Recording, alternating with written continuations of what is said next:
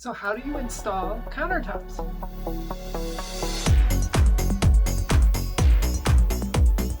First rule in countertops, hire someone. Now you might be able to do your own if you're going to do an epoxy or if you want to paint your laminate countertops, which I've done. But if you want granite, stone, quartz, anything like that, you're going to need some high-tech cutting materials, and that stone is really, really heavy. And what I did first was I interviewed different places. And by interview, I mean I go visit, I go check them out, I talk to them. What is the cost? What are the options? How is this going to work? What's the timeline for getting everything done? What needs to happen? What's your next steps? For example, at Home Depot, they will not guarantee no seams.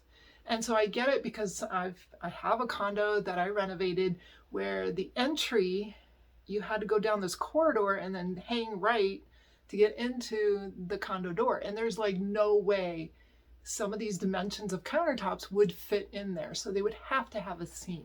So that makes sense. But for Home Depot, they would require me to sign something that said I'm okay with a seam.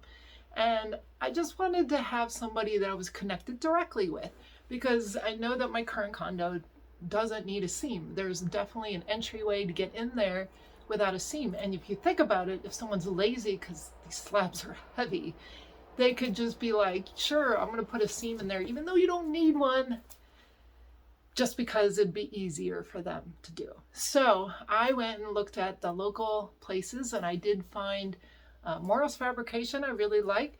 And then I went to Dawn's Custom Countertops, and they were the sweetest people. So I really enjoyed them. And of course, I would say for wherever you're at, definitely go talk to the people. But I met like 5 or 6 of the people working there, and they were all nice. And I felt really comfortable because I've been scammed as a female before. So I do want to be careful with knowing my numbers, knowing the details, knowing what questions to ask through research, and really figuring stuff out before I go and talk to people and before I give them my money. So they have really good reviews online. That's really important. And on talking to them, they did sound like they could do it without the seam as long as they check during templating, which is the next phase where they come out and measure that everything would work out. So I went forward with them, and I am so happy because it turned out really well. And all of the staff that I worked with were really, really nice and helpful and kind.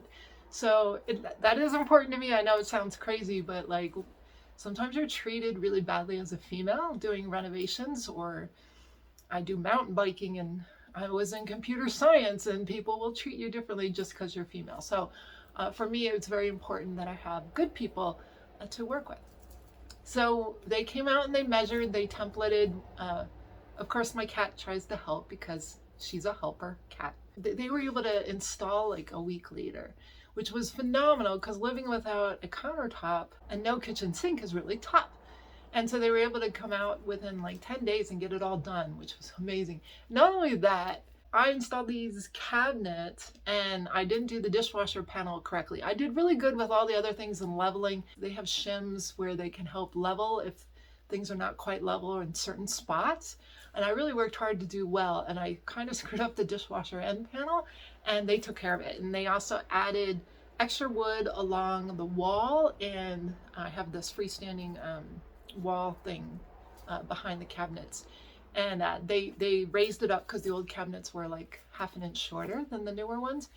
And they took care of it, so it was nice, solid, really good workmanship. It looks amazing. Some tips for installing new countertops. You do have to pick out your sink, and it does help to have your faucet as well. You want that for templating. So when they do come out to do the measuring, they at least want to know which one. So mine, I ordered on Amazon, hadn't arrived yet. I sent them the link for what I was ordering or wanted to order. So they were able to do everything they need to do to set up for the hole for the sink, knowing that information.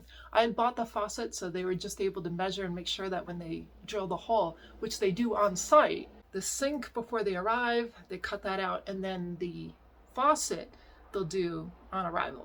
Current trends are that you only have one hole, so think about that. I know some people like that soap dish or like a sprinkler thing. Just have the hose sprinkler as part of the faucet. these days. And if you need soap, just have like an extra container on the countertop. That way you can put it away if you need to. But adding extra holes is just a very permanent thing. So really right now we're looking at just the one hole is the common thing. And that's just for the faucet to come through. The other thing to think about for current trends is that we're not really putting the backsplash up as that part of that quartz, you know, like a 3-inch high backsplash. Instead, it's more common to go ahead and tile the back wall. Now, if you don't want to tile the back wall, you can pay to have that backsplash up there because you need something so the water doesn't collect. So the backsplash, and then you seal it off so that water doesn't go up against the wall.